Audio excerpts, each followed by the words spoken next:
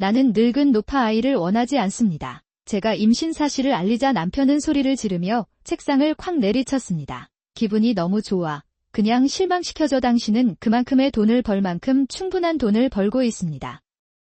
그렇게 말하는 다이스케의 얼굴은 악마의 얼굴처럼 보였다. 내 마음은 멍해지고 강렬한 동기부여 속에서도 단어를 거의 만들 수 없습니다. 그 모든 것을 부정하지 않고 말한 사람은 당신이었습니다. 그리고 뜻밖의 아이를 낳았기 때문에 우리는 여전히 남편과 아내입니다.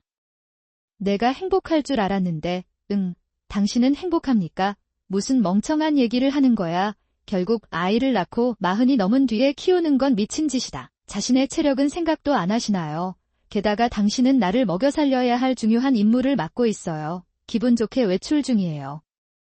다이스케는 긴 금발을 빗어 넘긴 뒤 짜증스러운 표정으로 방을 나갔다. 나는 그가 어디로 가는지 알고 있습니다. 아마도 경마나 파친코일 것입니다.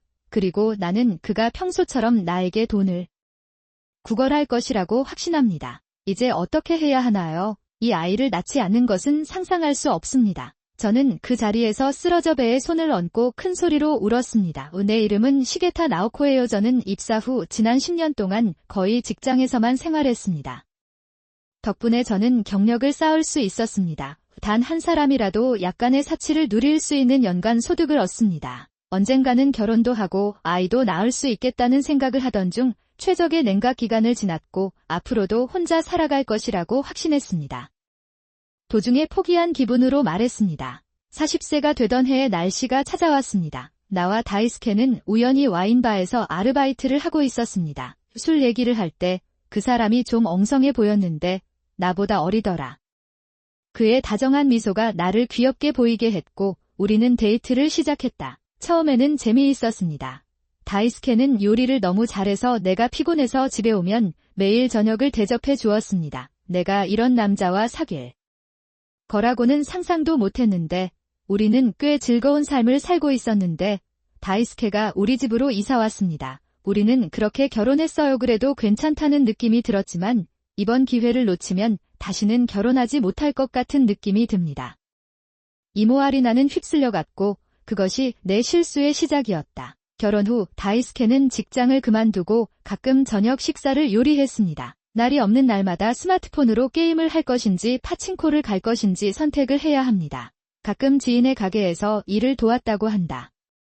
벌어들인 돈은 도박에 빠졌고 욕설도 늘어났다. 사소한 일로 비난을 받다. 나는 불쾌한 말을 몇 번이나 들었는지 믿을 수 없습니다.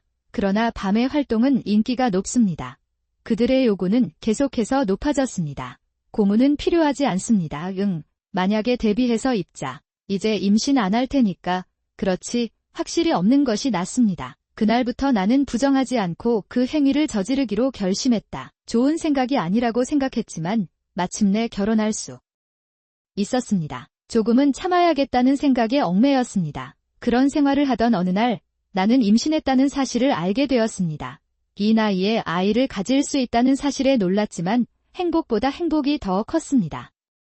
다이스케는 이제 아이를 갖게 되었기 때문에 이것을 변화의 기회로 삼을 것이라고 확신합니다. 부부관계가 좋아졌다는 이야기를 자주 듣습니다. 우리도 좋은 방향으로 나아갈 수 있을 것 같아 서둘러 집으로 돌아왔습니다. 다이스케에게 이 사실을 알렸는데 다이스케는 제가 임신 3개월이라는 소식을 들었습니다. 미안, 농담은 그만둬. 대신 택배로 주문할 테니 카드를 빌려주세요. 잘 들어봐. 나 오늘 산부인과에 갔어. 그러자 선생님이 축하한다고 말씀하셨어요. 놀랐지만 기뻤습니다. 내가 그렇게 말하자 다이스케는 눈을 크게 뜨고 나를 바라보았다. 그는 믿을 수 없다는 표정으로 나를 쳐다보고 있다. 뭐, 진심인가요? 그렇기 때문에 그렇게 말하는 것입니다. 나는 저축을 했습니다. 나는 약 3년 동안 지속될 급여를 받을 생각이에요. 지금까지 일에 애착을 갖고 있었던 게 좋은 걸까? 나는 가능한 한 아기와 가까이 있고 싶고 많은 소음을 내고 싶습니다. 다이스케가 테이블을 두드렸다. 너무 놀라서 소리를 내지 못했어요. 다이스케는 천천히 고개를 들었고 이전에 한 번도 본 적이 없는 얼굴을 보았다. 나는 늙은 여자의 꼬마를 원하지 않습니다. 역겹다. 그냥 가서 녹여보세요. 감당할 수 있을 만큼 돈을 얼마나 벌 수 있나요? 다이스케는 반쯤 미소를 지으며 그렇게 말했고 그의 얼굴은 마치 악마처럼 보였다.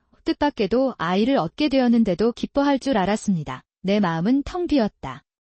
나는 아무 말도 할 수 없었지만 다이스케는 나에게 이렇게 말했다. 40이 넘었고 아이를 갖고 싶다고 후속 공격을 외쳤다. 이 무슨 일이야. 자신의 체력을 생각해보세요. 게다가 당신에게는 중요한 일이 있는데 그것은 나를 먹여 살리는 것입니다. 부정하라고 했는데 안 하더군요. 할머니가 임신하실 거라고는 기대할 수 없습니다. 기분이 나빠요. 나는 나갈 예정이다.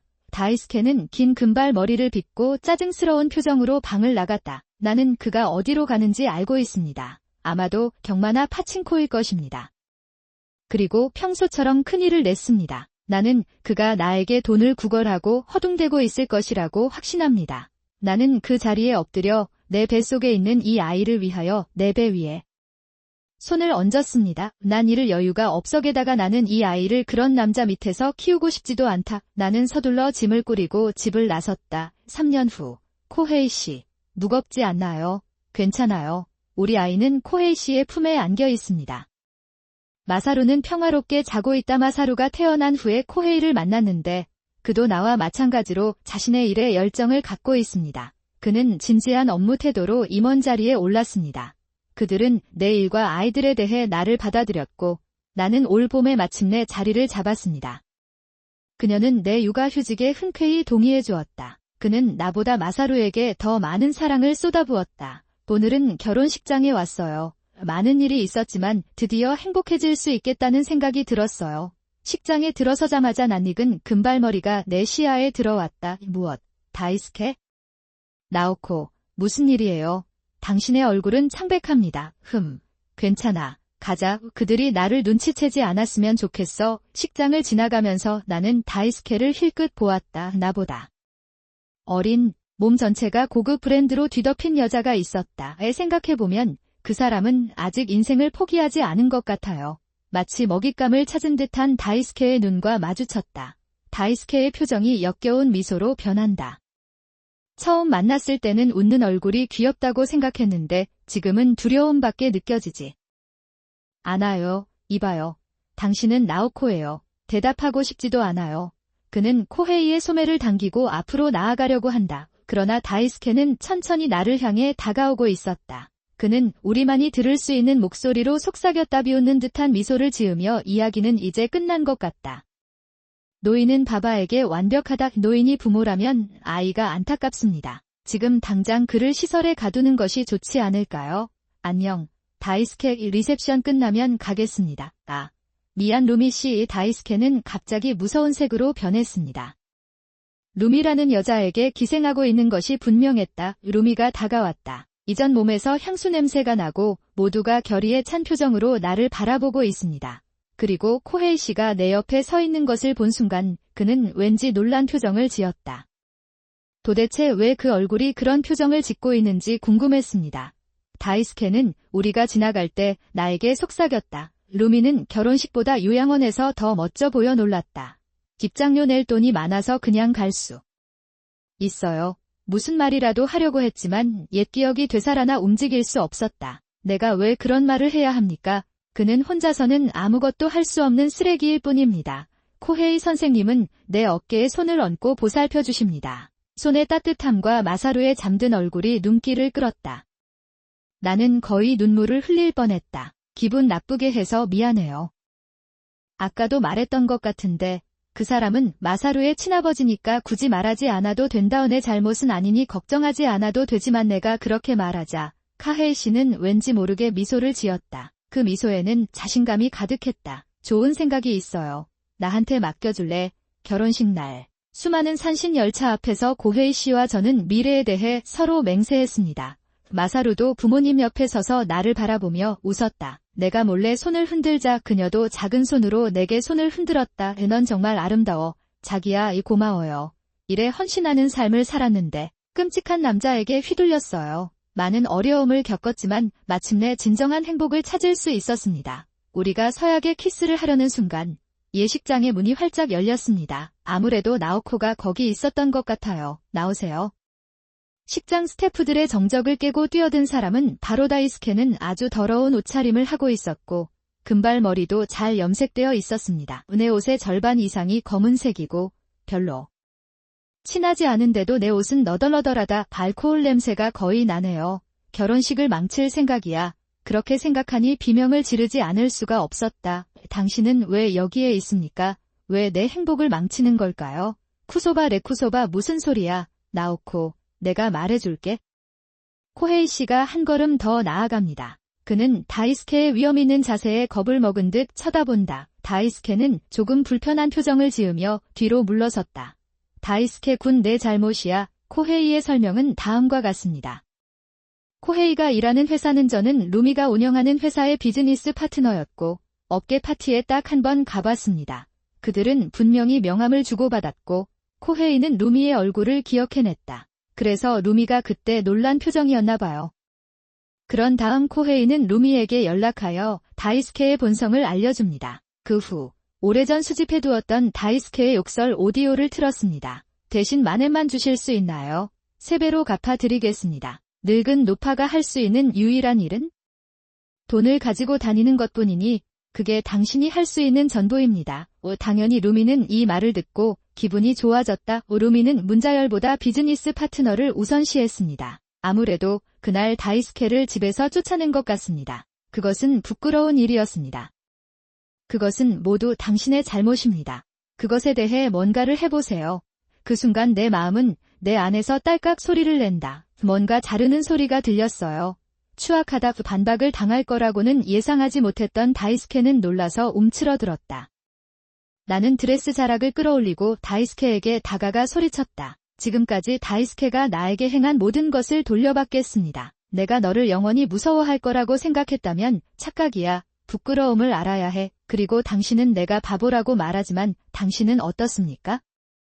늙어가면서 남에게 의지하지 말고 자신의 나이를 알아야 합니다. 현장은 잠시 조용해졌지만 곧 3차 열차부터 박수가 터져나왔다. 박수 소리는 빠르게 퍼지며 엄청난 소리가 된다. 다이스케가 박수에 몸을 움츠리는 동안 경찰은 그의 팔을 잡고 그를 연행합니다. 그는 저항하고 싶지 않은 것 같았고 조용히 끌려갔습니다. 그녀의 더러운 등은 너무 작아서 불쌍했습니다. 모든 것이 끝났다고 생각하면서 마침내 어깨에서 무거운 짐이 내려진 것 같은 느낌이 들었습니다.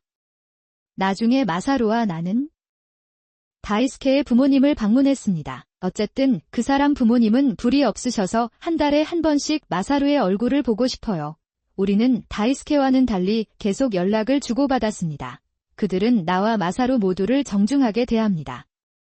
이 두 사람에게서 어떻게 다이스케 같은 사람이 탄생했는지 정말 이상합니다. 아니면 너무 친절해서 그럴 수도 있어요. 다이스케가 이렇게 괴물이 됐나요? 지금은 알 수가 없어요. 우리가 차를 마시고 있는 동안 어머니가 말씀하셨어요. 얼마 전 다이스케가 우리 집에 왔어요. 그 사람 괜찮았어. 이야기는 남편과 2딸, 쌓인 가족의 이야기로 거슬러 올라갑니다. 햇빛이 잘 들고 이웃과의 생활에 문제가 없는 아파트입니다. 친절한 남편과 진지한 큰딸, 그리고 귀여운 지스케 가끔 싸우기도 하지만 큰 문제는 없습니다. 우리에게는 그림처럼 완벽한 가족이 있었습니다. 작년에 우리 2딸 모두 성인이 되었습니다. 평생 하고 싶은 일을 하세요. 다이스케가 바람을 피우고 있다는 사실을 알기 전까지는 남편 다이스케와 함께 행복하게 살고 있다고 생각했습니다. 그럼 마나미에게도 안부를 전해주세요. 그것으로 충분합니다. 가자. 아빠. 마나미. 그 태도는 뭐야? 괜찮아. 그만 열매를 맺어라. 그냥 남편을 보면서 빨리 하라고 말해요. 다이스케는 살짝 고개를 숙이고 두 사람의 짐을 챙겨 떠났다. 남겨진 나와 큰딸은 한숨을 쉬었다. 이것은 정말로 우리 가족의 끝입니다. 다이스케는 이상하고 소중한 측면을 가지고 있습니다. 우리가 불륜을 알게 된 이유는 두 사람의 소중한 차이 때문이었다. 불륜 상대 등 호텔, 쇼핑몰에서 받은 영수증을 업무용 가방에 넣어 하지만 우연히 대량으로 발견하게 됐어요. 내가 그에게 질문하자 다이스케는 바람을 피우고 있음을 쉽게 인정했습니다. 분명히 그와 사업관계를 맺고 있던 여자였습니다. 그 사건은 몇 년 동안 계속되어 온 것 같습니다. 눈앞이 캄캄해졌고 나는 다이스케는 독립했기 때문에 아이와 함께 살고 싶다고 말했다. 멈추고 싶은 마음은 조금도 없었습니다. 나는 가늠하는 사람과 함께 살 수 없습니다. 그의 마음은 이미 완전히 다른 사람에게 가버렸습니다. 고소하자는 생각이 잠깐 스쳤지만 나는 이미 헤어진 사람을 위해 시간을 내는 것이 어리석은 것 같아서 중단했습니다. 이혼하기로 결정한 후 가족끼리 상의를 했고 그 결과 큰딸의 열매가 저에게 돌아갔습니다. 그의 딸 마나미는 다이스케를 따르기로 결심한다. 원래 마나미는 다이스케와 다이스케의 부모에게 버릇이 없었습니다. 재정적 결과에 놀라지는 않았지만 엄마로서 자연스럽게 외로움을 느꼈습니다. 하지만 마나미는 벌써 20살이니까 어른이 내린 결론이라면 나는 어머니의 이기심이 나를 멈추게 할 수 없습니다. 내 감정도 당신이 볼 수 있다는 것이 진실인 것 같습니다. 그 어느 때보다 친절하게 대해주셨어요. 믿을 수가 없어요. 이별의 날 부탁 하나만 들어줘. 자기야, 괜찮아. 이 제2인실이 생겼으니 어떻게 활용해야 할지 고민을 해봐야겠네요. 누구에게도 걱정 끼치고 싶지 않아서 밝은 목소리로 말했지만 마나미의 태도에 깊은 상처를 받았다. 나도 모르게 그 아이에게 상처를 준 걸까? 그 아이가 날 그렇게 대해도 내가 어쩔 수 없이 할 수 없는 일을 한 걸까? 남편의 불륜보다 더 나빴습니다. 내 마음을 무겁게 짓눌렀다. 그 후 나는 다이스케의 친척 모임에 몇 번만 참석해야 했습니다. 다이스케의 친척들이 동시에 제사에 참석하고 있었기 때문에 최대한 활용할 수 없었습니다. 그를 따라갔지만 많은 어려움을 겪었습니다. 마나미가 이혼한 이유는 어머니 때문인 것으로 보인다. 여기저기서 이런 말을 하는 것 같습니다. 그래도 지나가는 사람들이 쳐다보고 클릭하는 게 더 나았거든요. 다이스케를 사랑했던 노인부터 그녀가 끔찍한 아내라는 사실을 몰랐던 누군가까지 다이스케가 나에게 비키라고 소리쳤을 때 나는 심장이 터질 것 같았다. 하지만 당신이 나를 보호해준 것은 유익했습니다. 어머니께 사과해주세요. 우선 아버지가 여자를 데리고 갔기 때문에 우리는 이혼했습니다. 이렇게 좋은 말투로 말하면 노인은 투덜거리며 방으로 돌아갔다. 딸을 참는 게 한심하다고 생각했는데 정말 영웅 같았어요. 제가 이 아이에게 강한 엄마가 되어야겠다고 결심하게 된 사건이었습니다. 몇 달 뒤 저녁 식사 후 스마트폰을 보던 미노리가 갑자기 큰 소리를 냈다. 가게 금융부로 하던 일을 멈추고 살펴보았습니다. 이것 좀 보세요. 마나미의 계정. 그때 다이스케는 불량자에 의한 사고로 세상을 떠났습니다. 일주일 전만 해도 다이스케가 사고를 당했던 것 같다. 정자의 경계를 헤매던 것 같으나 오늘 세상을 떠났습니다. 다음날 치아가 열리니까 미노리와 나도 같이 가고 싶다. 그것은 놀랐지만 장소와 시간을 확인하고 전화를 끊었습니다. 미노리에게 말하자 그녀는 잠시 얼어붙었지만 곧바로 이해한다며 고개를 끄덕였다. 다이스케의 우울증은 심하지 않았지만 그의 흐느끼는 소리는 어디에서나 들을 수 있었습니다.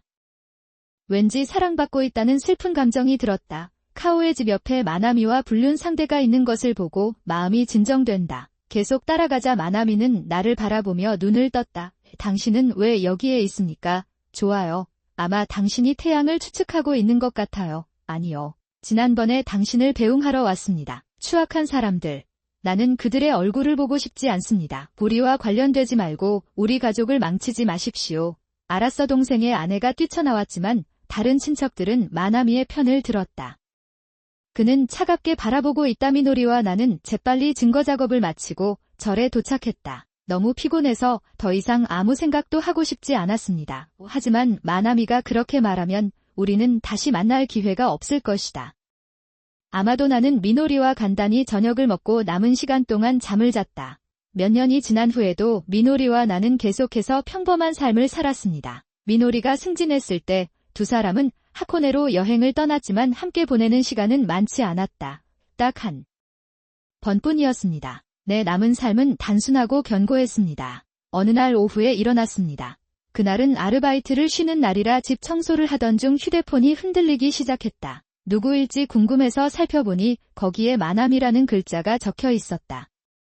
한번 끊어볼까도 생각했는데 무슨 일이 생긴 건 아닐까 없는 줄 알고 떨리는 손으로 통화 버튼을 눌렀습니다. 안녕하세요. 우리 어머니 장례식에는 왜 안 오셨어요?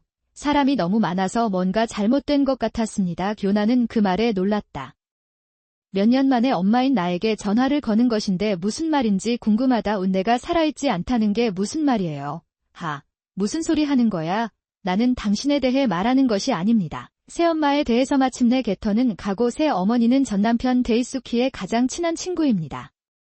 루트 상대입니다. 하지만 이 사람은 나와 아무 관련도 없고 이런 비난을 받을 자격도 없습니다. 내가 침묵하자 마나미가 접어달라고 소리쳤다. 믿을 수가 없어서 아버지도 나를 버렸어요. 당신이 차갑고 배려심 없고 끔찍한 사람이라면 그런 중고품을 구하지 못할 수도 있습니다. 좋은 거래야. 마나미의 말을 듣자 머리에 피가 쏠리는 기분이 들었다. 제가 남자친구는커녕 남자친구 없이 10년 넘게 살아온 게 사실이에요. 하지만 그건 내 선택이야. 지금 당장 사랑이나 결혼은 필요 없다고 확신해서 해본 적이 없습니다. 그런데도 당신은 스스로 결정하고 나에게 소리를 질렀어요. 하지만 여기서 소리 지르기 시작하면 마나미와 같은 수준이 될 것이다. 분노를 억누르며 포기할 수 없음을 알고 입을 열었습니다. 딸이기 때문에 할 수 있는 말이 있고 할 수 없는 말이 있다. 그보다는 이제 공문을 가지고 우리 집으로 와주세요. 내가 해줄게. 나한테 끼어들지 말라고 한 건 너잖아. 그것은 이것과 같은 것이 아닙니다. 마나미는 점점 더 뜨거워지고 계속해서 말도 안 되는 이론을 늘어놓는다. 죽은 사람이 안타깝지 않나요? 돈만큼은 써줬으면 좋겠어. 들으면서 점점 추워졌습니다. 우리는 더 이상 그 사람을 돌볼 수 없다고 말하고 쫓아냈습니다. 다이스케는 현재 집도 없고 먹을 것도 없이 외로운 생활을 하고 있는 것 같다. 루미와 결혼하기로 결정한 뒤에도 그는 정규직도 없이 떠돌이 생활을 하고 있었던 것 같다. 게다가 결혼하면 돈 걱정도 안 하게 될 거라 생각했어요.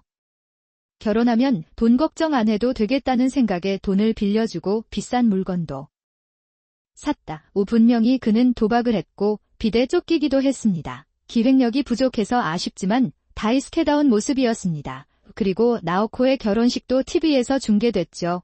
그날 기차에는 스마트폰으로 영상을 찍는 사람이 있었던 것 같습니다.